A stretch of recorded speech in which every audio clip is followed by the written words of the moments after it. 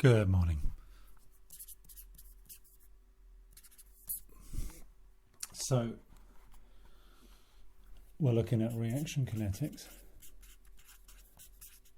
and this is just a brief review of what we were doing last time. So I'm going to do a couple of experiments here.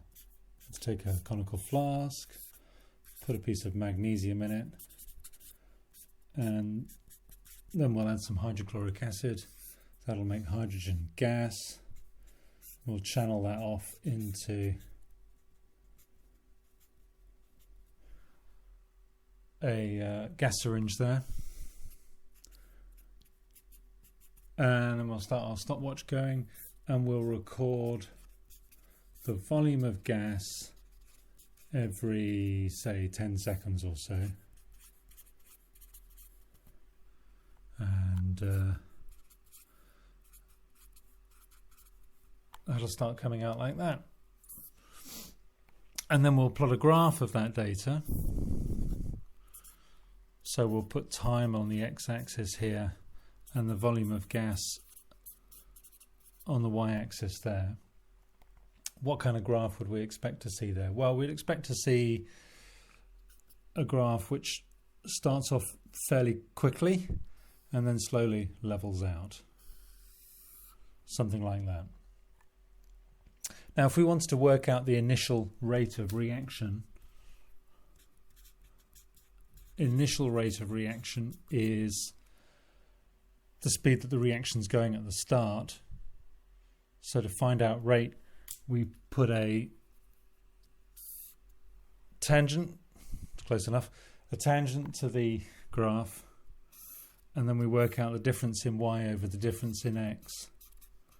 Well, the difference in y is the difference in volume, and the difference in x is the difference in time. So our initial rate would be the difference in volume divided by the difference in time.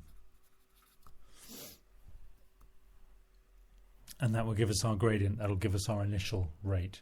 If we wanted to work out the rate at a different point, we could put our tangent at a different point, wherever it is. But that gives us the rate for that one reaction. Okay, that's reaction 1. Now let's try reaction 2. In reaction 2, we're going to do the good old disappearing cross. So we're going to take a different conical flask. We're going to put that over the top of a cross. We'll put our hydrochloric acid and sodium thiosulfate in there. And then we'll look down from the top of the flask there until the cross disappears. And we're going to do this reaction several times, and we're going to change the concentration of the sodium thiosulfate. So we'll do it for a range of different concentrations, and then we'll measure the time it takes for the cross to disappear. That's in moles per dm cubed, of course. The time it takes for the cross to disappear in seconds. So, some imaginary times here. And then we can work out rate. And rate in this case is 1 divided by time in seconds to the minus 1. So we'll end up with a bunch of rates here, something like that. And if all goes to plan, we should get a nice best fit line from that. So when we draw a graph of this data with concentration along the bottom and rate up the left, we'll get a series of points forming something like a straight line. It should go through the origin, because if the concentration of sodium thiosulfate was 0, the time would be infinite, so the rate would be 0 as well. So this gives us a nice straight line graph, a directly proportional graph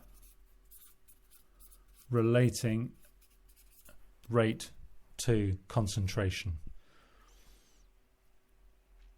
Some people get confused about these two different graphs, but remember they're graphs of two different situations. This is one experiment that we've done, and we're following the progress of that experiment as we do the reaction, and we're following the progress on that graph.